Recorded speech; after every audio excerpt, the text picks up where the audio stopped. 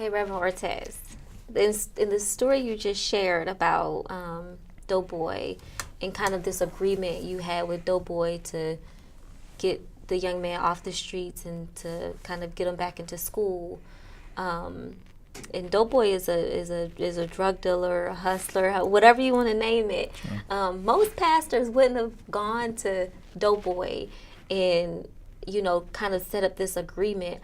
I want to know, like, why was that kind of move on your part so significant in this context? Just help me understand. How did you even get to the courage or the relational capital to even go to him to ask that request? Sure.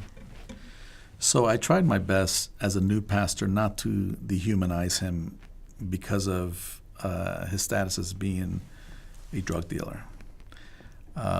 There are other kinds of drug dealers that get paid well and are defended by the law.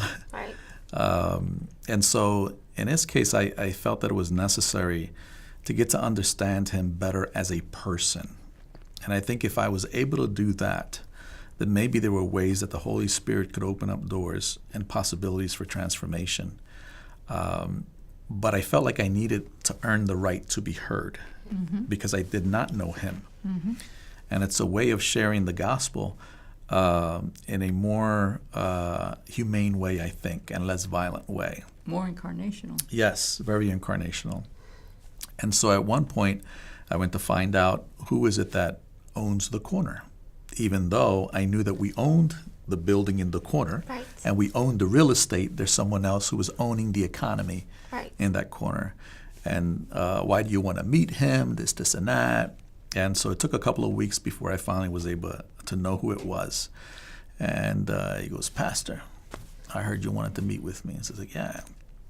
Says, "The reason is we have this church here, relatively new. I think we were just 6 months in."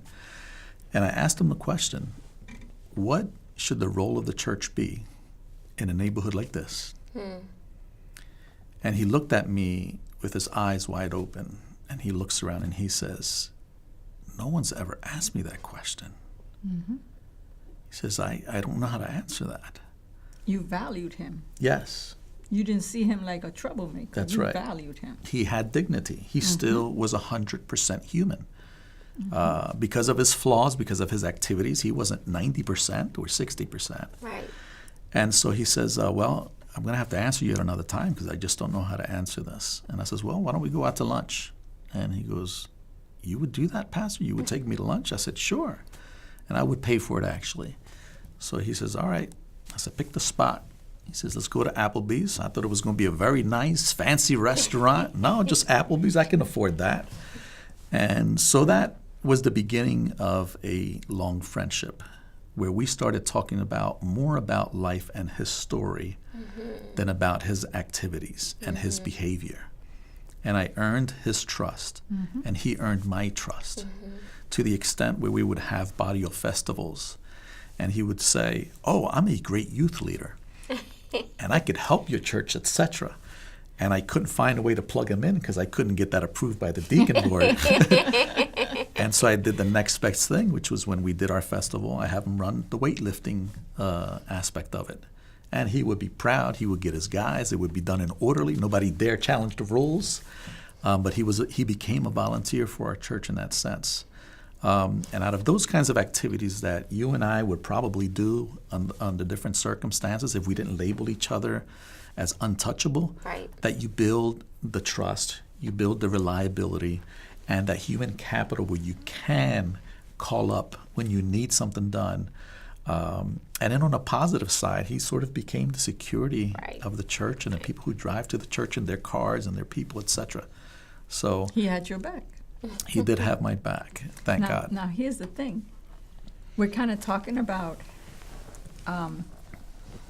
things from your perspective. If you turn that around and you ask, from his perspective, what did you mean to him?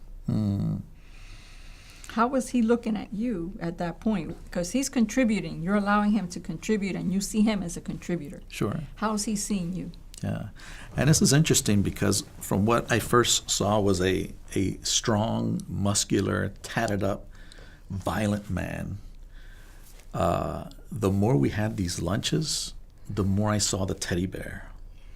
The more I saw this wounded young person. The authenticity Correct. of who he was and what it was meaning in his life to live where he was That's living. correct. And I was to him that confidant that knew I wasn't going to go tell the police of all his illegal activities.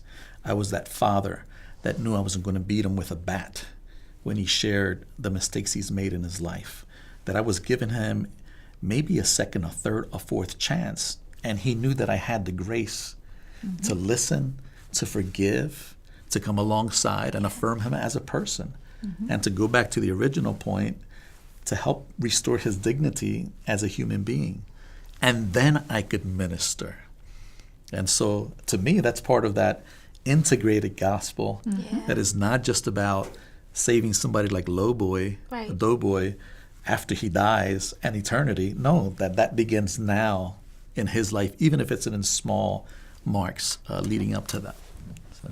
And in a sense, it goes a little bit, we talked about thriving and striving. There's another dimension to thriving for him that you're opening up. That's not only the striving that he's doing. Amen.